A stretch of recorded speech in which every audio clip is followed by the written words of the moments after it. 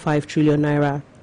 Recall that on November 4, President Tinubu formally requested the fresh 1.15 trillion naira borrowing. He stated that it would bridge the funding gap and ensure full implementation of government programs and projects under the 2025 fiscal plan. In a related development, a motion by Senator Abdul Ningi was adopted, directing the Senate Committee on Appropriations to intensify oversight to ensure that the borrowed funds are properly implemented and used strictly for their intended purposes. The House of Representatives has resolved to set up an ad hoc committee to investigate abandoned federal government-owned landed properties and buildings across the country, reportedly valued at over 20 trillion naira. This followed the adoption of a motion of urgent national importance sponsored by the minority leader Kingsley Chinda of PDP during the plenary today. He said the investigation was aimed at preventing further wastage of public resources and ensuring the recovery of valuable national assets. He referenced the 2021 report by the Nigerian Institute of Quantity Surveyors, which identified over 11,000 abandoned federal projects nationwide, representing approximately 63% of projects initiated since independence. The yet-to-be constituted ad hoc committee is mandated to review existing reports, verify the status of the abandoned properties, and recommend recovery strategies, including viable private sector participation. The House directed the committee to report back within 6 weeks for further legislative action. Chairman of the Presidential Committee on Tax Policy and Fiscal Reforms, Taiwo Oyedele, says over 99% of investors in Nigeria's capital markets have portfolios valued below 150 million naira, a situation that leaves the federal government with limited revenue from capital gains tax, CGT. He said misconceptions around the proposed CGT reforms have created unnecessary panic among investors.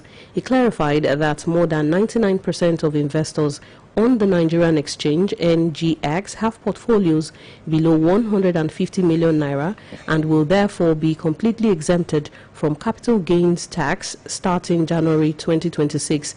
He added that investors with portfolios exceeding 150 million naira who reinvest their proceeds in Nigerian stocks will also enjoy permanent exemptions on all gains made. Oyedele assured that the reform is designed to attract more participation in the Nigerian capital markets while protecting low and middle income investors. The National Emergency Management Agency, Lagos Operations Office, in collaboration with key stakeholders, has received 180 vulnerable Nigerian returnees from Libya. According to a statement released today, the returnees arrived at the cargo terminal of Murtala Mohammed International Airport, Lagos, on November 11, 2025. NEMA, in partnership with the International Organization for Migration, IOM, and other stakeholders, has facilitated the safe return of thousands of Nigerians stranded abroad over the years. The agency said the group included 147 adults, 19 children and 14 infants, stating that the 46 of the returnees were identified with medical condition and were immediately attended to by health officials. NEMA stated that upon arrival, officers of the Nigerian Immigration Service conducted biometric registration and documentation to ensure accurate profiling and smooth reintegration of the returnees into the country. The Oyo State Governor, Engineer Seyi Makinde, has affirmed his administration's readiness to engage with the original property owners affected by the circular road corridors, aiming to address any outstanding concerns related to the project. Governor Makinde stated this during the official inauguration of the newly constructed Ibadan Central Bus Terminals 1 and 2 at Iwo Road, Ibadan. Details are presented by Governor's Office correspondent Oluyole Sulaiman. It was a moment of celebration as former President of Nigeria, Chief Olusegun Obasanjo, officially commissioned the newly constructed Ibadan Central Bus Terminals 1 and 2, located at Iwo Road in Ibadan, the Oyo State capital. The inauguration ceremony drew a host of dignitaries, including top government functionaries, traditional rulers, political leaders, and other prominent personalities from across the state. Governor Seyi Makinde, in his address, explained that the establishment of the terminals was aimed at enhancing transportation efficiency, conveniency, and mobility for residents. He assured that his administration will continue to engage traditional rulers and consult with the original landowners affected by the circular road corridors with a view to resolving any lingering concerns surrounding the project. That idea of the circular road has been there since early 90s. Tó bá easy ní some administration wọ́n ti ṣe káwa tó dé. We know it's not going to be an easy journey. But that is over 2 billion. We will incorporate communities so that we are densely populated.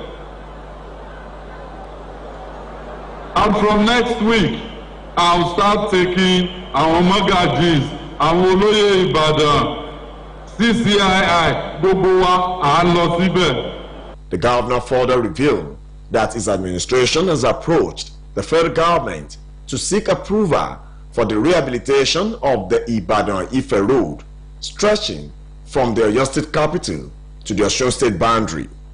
In his remarks, Chief Olusegun Obasanjo described Ibadan as the capital of Yoruba land and lauded Governor Seyi Makinde for his visionary leadership and commitment to improving the quality of life for residents of the state. He urged stakeholders and the public to make responsible and judicious use of the new facilities, noting that the project will go a long way in easing traffic congestion within Ibadan and across Southwest region. So to move from A to B in Ibadan, it's longer to move from A to B in the other 2 cities that are bigger than Ibadan population, Lagos and Kano. And if you are going to make it convenient for people to live in Ibadan, to start business in Ibadan, there must be availability of transportation. And that is what these bus terminals are meant for.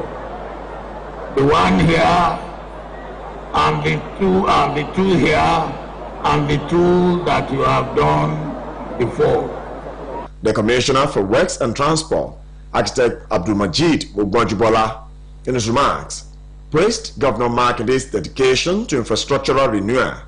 He highlighted that the new terminal will significantly reduce traffic congestion, promote environmental sustainability, enhance safety, stimulate economic growth, and improve the overall aesthetic of the Ibadan metropolis. In their goodwill messages, a former minister, Chief Onikepo Akande, the Chief Judge of Oyo State, Justice Iyabo Yerima, and the Speaker of the Oyo State House of Assembly, Right Honorable Adebo Godoyin, commended Governor Makinde for his numerous developmental achievements and pledged their continued support for his administration. The attendees later moved to University of Ibadan Junction, where the University of Ibadan Junction Improvement Project was also officially commissioned by the State Deputy Governor, Barrister Bayo Lawal, on behalf of Governor Seyi Makinde. The Vice Chancellor of the University of Ibadan, Professor Kayode Adebowale, also used the occasion to express his appreciation to Governor Seyi Makinde for the remarkable feat achieved. Olalekan Sulaiman, BCS News.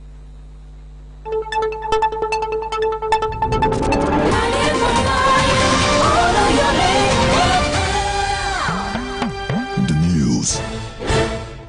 Meanwhile, motorists and other stakeholders have lauded Governor Seyi Makinde for the successful completion of Ibadan Central Bus Terminal 1 and 2, describing the project as a landmark achievement in enhancing urban transportation in Oyo State.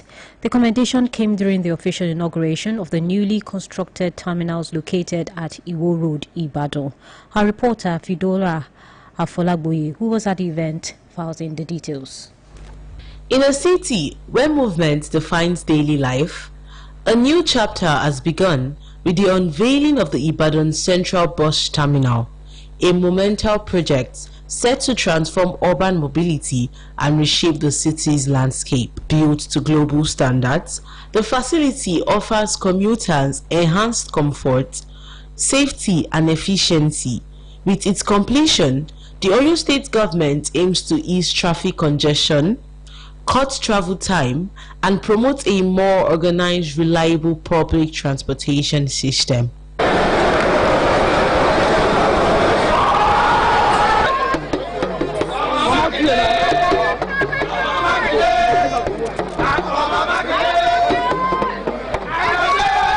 The terminal features a wide array of modern amenities, including a spacious terminal building, ticketing booths, retail shops, food courts, an information desk, and ATM points. It is also equipped with a robust public address system and CCTV surveillance to ensure maximum security. Supporting infrastructure such as water and wastewater treatment plants, generator and transformer yards, and dedicated loading bays guarantees smooth, uninterrupted operations. More than just a transit hub, the complex houses a cinema, pedestrian walkways, and a traffic system management unit designed to regulate movement within and around the facility.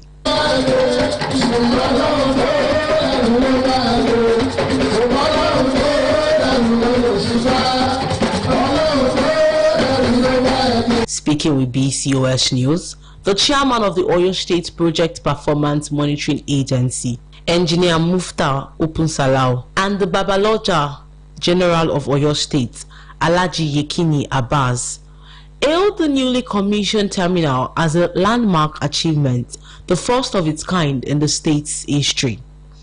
They emphasized that the project marks a major milestone in Oyo State's infrastructure development, poised to enhance transportation efficiency, commuter comfort, and overall travel experience for residents and visitors alike. You all know what Oluyole used to be before this time.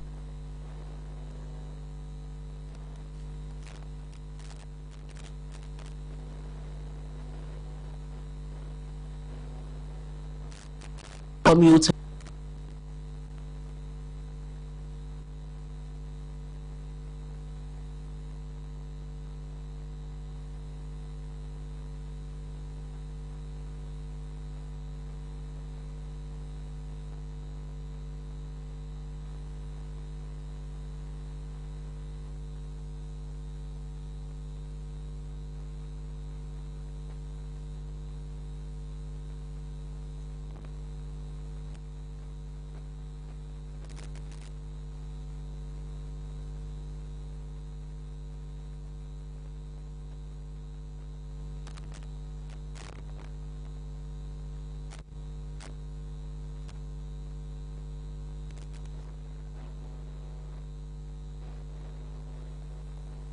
comfort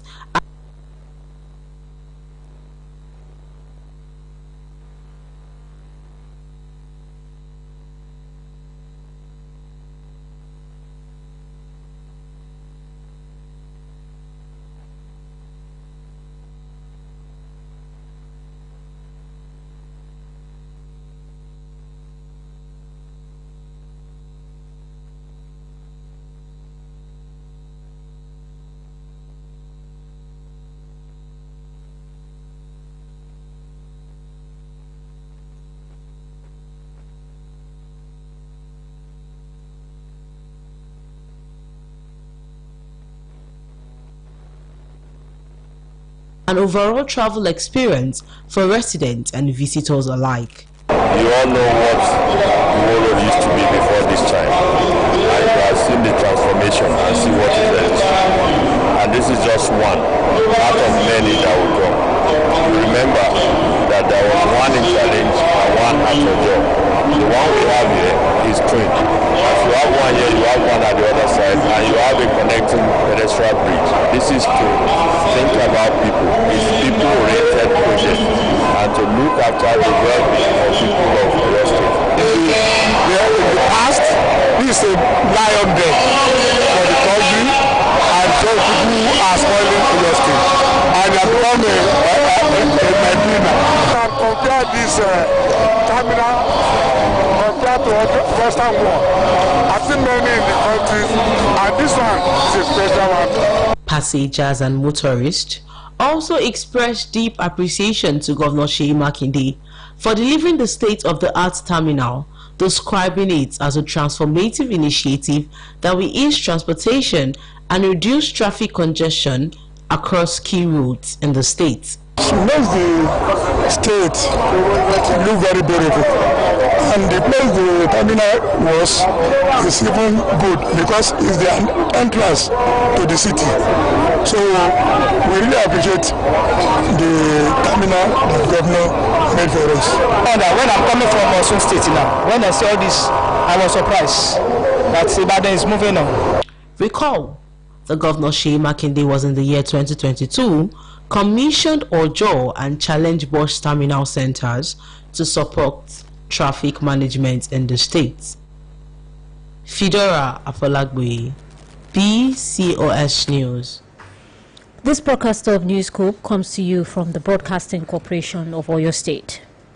President Bola Tinubu has charged Nigerian editors to use their platforms responsibly in strengthening democracy and national cohesion, emphasizing that journalism remains central to the country's unity and progress.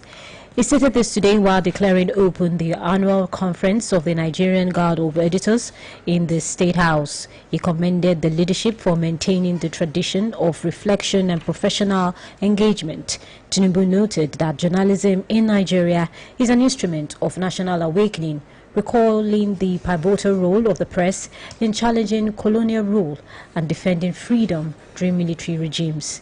The president further cautioned against divisive reporting, highlighting the growing challenge of misinformation in the digital age.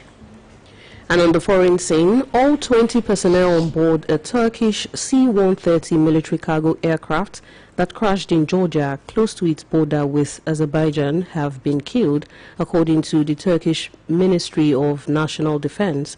Investigators are, however, examining the cause of the accident site. Foreign Desk Editor Folashade Akintola compiled the details and others as presented by Bimbo Akombi. The confirmation came today, that is a day after the plane crashed after taking off from the Azerbaijani city of Ganja. The ministry said Turkish investigators, in coordination with Georgian authorities, have begun inspecting the wreckage at the crash site in the Sinagi municipality of Georgia's Kakheti district early on Wednesday. The crash, Turkey's deadliest military incident since 2020, happened about 5 kilometers. That's about 3.1 miles from the Georgian-Azerbaijani border. Georgia's Sakharonavisgastia Air Traffic Control Service said the aircraft disappeared from the radar soon after entering the country's airspace, sending no distress signal before the crash. Turkish President Recep Tayyip Erdogan said he was deeply saddened by the crash and expressed his condolences. Turkey and Azerbaijan have strong economic and cultural ties and maintain close military cooperation with Ankara, training Azerbaijani officers supplying weapons to Baku. More than 3,300 people in Taiwan have been evacuated from their homes as tropical storm Fengwang closes in on the island, bringing heavy rains and strong winds. The slow-moving storm was about 140 kilometers, that's about 87 miles southwest of Taiwan this morning, according to its Central Weather Administration, with winds measuring 72 kilometers per hour and gusts of up to 101 kilometers per hour. Fengwang, downgraded from a super typhoon, is expected to make landfall in Taiwan this evening and move northeast over the island, the Weather Bureau said. Earlier this week, the storm caused 18 deaths in the Philippines due to floods and landslides, according to the press. However, it has since slowly weakened as it approached Taiwan. Schools and workplaces across southern and eastern Taiwan were nevertheless shuttered on Wednesday, and all domestic flights were cancelled in anticipation of Feng Wong's arrival. Parts of Taiwan have already seen heavy rains and flooding before the arrival of Feng Wong, with one community in the north receiving 783.3 millimeters, that is about 3 inches, of rainfall as of Tuesday evening. And finally, dozens of indigenous protesters clashed with security guards at the COP30 summit in Brazil, causing minor injuries in a rare incident of violence at the United Nations climate talks. Indigenous demonstrators and their supporters breached security barriers at the main entrance to the conference hall in Belém and scuffled with security officers there. The incident caused minor injuries to 2 security staff and minor damage to the venue, a spokesperson for the United Nations climate change told the press. Calm was quickly restored, and security staff used tables and chairs to barricade the entrance to the high-level blue zone at the heart of the conference venue. Security inside the COP30 venue falls under the responsibility of the UN, while local authorities take charge of the surrounding area. UN police officers were asking those still inside the COP30 venue to evacuate the vast site of giant air-conditioned tents. Bimbo Akambi, BCUS News.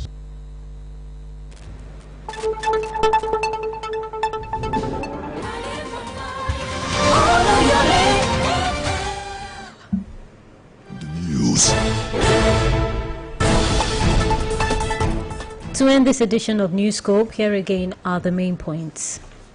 The House of Representatives has resolved to set up an ad hoc committee to investigate abandoned federal government-owned landed properties and buildings across the country, reportedly valued at over 20 trillion naira. The Oyo State Governor, Engineer Seyi Makinde, has affirmed his administration's readiness to engage with the original property owners affected by the circular road corridors, aiming to address any outstanding concerns related to the project. The Independent Corrupt Practices and Other Related Offences Commission, ICPC, said it has secured the conviction of 2 staff members of the National Assembly for defrauding 2 victims of 4.8 million naira in a fake job scam involving the Central Bank of Nigeria, CBN, and the Federal Inland Revenue Services, FIRS. On the foreign scene, Turkish Ministry of National Defense says all 20 personnel on board a Turkish C-130 military cargo aircraft that crashed in Georgia, close to its borders with Azerbaijan, has been killed. That's all from the Newscope decks for now. It was packaged by Mary Adedapo and delivered by Oluyole Oluyole. Good evening. And Adetoke Olaleye. Thank you for listening, and do not forget to tune in for the Yoruba version at 8 p.m. Thank you.